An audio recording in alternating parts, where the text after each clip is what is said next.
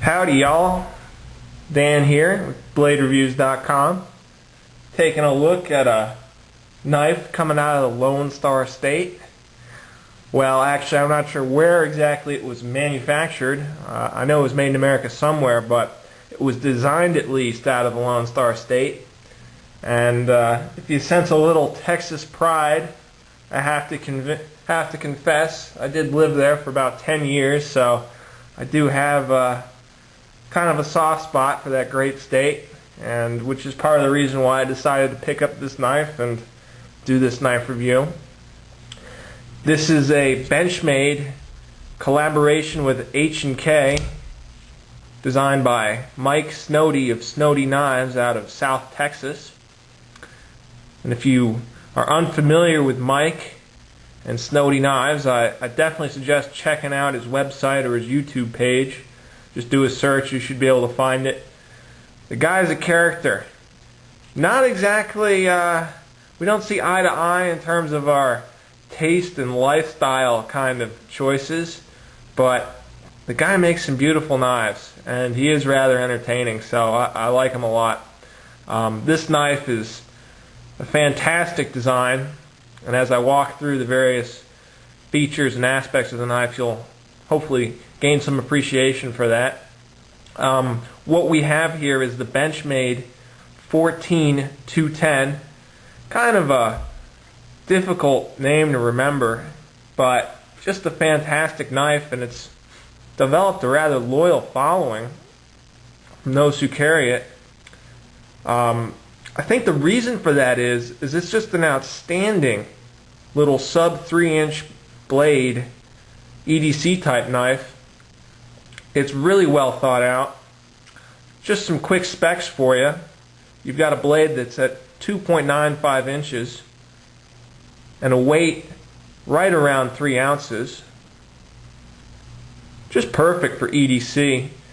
Here, let's take a look at it next to, say, a Spyderco Sage 1, a knife you may be more familiar with. And you can see they're about the same size. The Spyderco is a little bigger. It's a little fatter.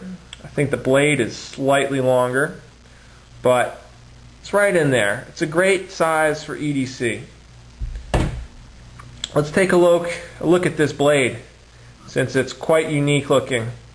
This is a real Snody design here. As you can see, it's got a long and very prominent swedge running across the top. That gives the knife excellent penetration and a nice point, but it doesn't sacrifice tip strength. You can see it's still got a pretty stout tip there, right up to the end. Another major feature of the blade is this recurve. There's a slight gentle recurve going on there. And I think that's more of a design element than a functional one. I mean, traditionally, the purpose of the recurve is to give you a slightly longer edge on a shorter blade. And it does. I'm sure it gives you, I don't know, a millimeter or two extra of cutting surface. And it's good for defensive type knives where you're dragging it across something. A defensive kind of maneuver, it'll really slice material open. But here on this little knife, I think it's just more of an aesthetic decision. I could be wrong. It makes the knife slightly more difficult to sharpen. If you've got, say, a sharp maker or a rod type system, it's easier to sharpen these kinds of recurves. But the recurve isn't that bad on this one, so I don't think it would be too difficult to sharpen. I don't have any problems, at least. Alright, so let's talk about the steel here. It's a Benchmade 154 cm, very popular. I guess today that popularity has been eclipsed somewhat by, I don't know, S30V and some of those other steels that are creeping up on the scene. But at one point, 154 was kind of king of the hill for production knife steels, at least. And it's still a good steel in my opinion. Just a good all-around steel. Alright, let's talk about the handle, which is quite nice. As you can see, it's got this lovely machined, or I guess Benchmade calls it sculpted G10 scales. It's got good grip while still being very pleasing to the eye. Quite beautiful, actually. And it's got these G10 scales over some stainless steel liners. Full liners that have been milled out, as you can see in there. Nicely milled out, which has reduced the weight of this knife substantially. Really a nice handle. It's all bolted together. Pillar construction, real simple, real clean. Just perfect, in my opinion. It's got a nice big pivot screw on there. The pocket clip allows for ambidextrous tip-up carry, which I like. That's the way I carry my knives, tip up. And I like, of course, that it is ambidextrous, so you can swap it. It's a nice blackened Benchmade clip. You can see mine's got a little bit of wear. It's very slight. I think the camera might even exaggerate it. But it's a nice clip. It rides deep in the pocket. And since it's blackened, you can't really notice it if you're wearing slacks or something. It's a nice clip. Alright, so let's talk a little bit about the deployment and the lockup. You can see the dual thumb studs, ambidextrous, and they come out fast. I kind of bungled that one up because I'm working with a tripod here, but there you go. Pretty quick. In fact, really quick if you play around with it a little bit. And it's got a nice axis lock. One of my favorite kinds of locks because it's ambidextrous. Allows for one-handed closing. Real nice. And thanks to these dual full liners, the lock is perfect. There's no play in this blade at all. Just a nicely executed handle and lock. As far as ergonomics go, that's another great feature of this knife. This knife really gets a lot of things right.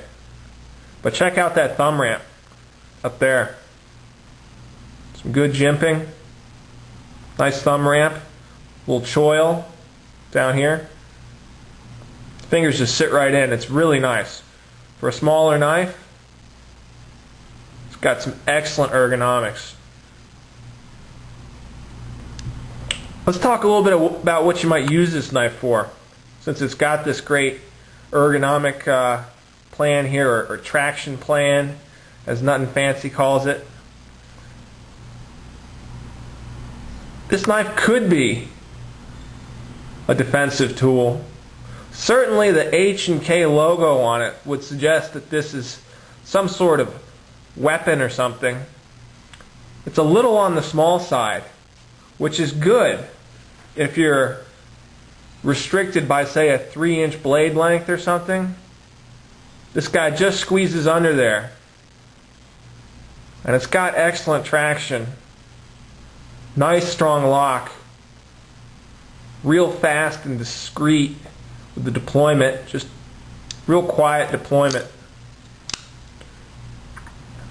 Stealthy looking clip on there. Yeah, you know, this could be an emergency defensive kind of knife. Maybe not your primary, but again, if you're constricted by size lengths, size limits on the length of the blade or something, you know, this knife could just get in there and get the job done. It'd also make a great EDC blade. Okay, so just some final thoughts here with the Benchmade 14210. I really like it. It's like I've said before, it's just a well thought out knife. Great materials. It's made in America. It's well put together. The fit and finish is outstanding. I guess the blade shape is something of a love it or leave it. You know, you may not be crazy about that blade. It is kind of a blade that only a mother could love. And I'm a proud parent here with this one, you know. I really like it, so yeah, I highly recommend this knife. If you're looking for something a little different, under 3-inch blade, made in the USA, yeah, check this one out, guys. Alright, thanks a lot for watching.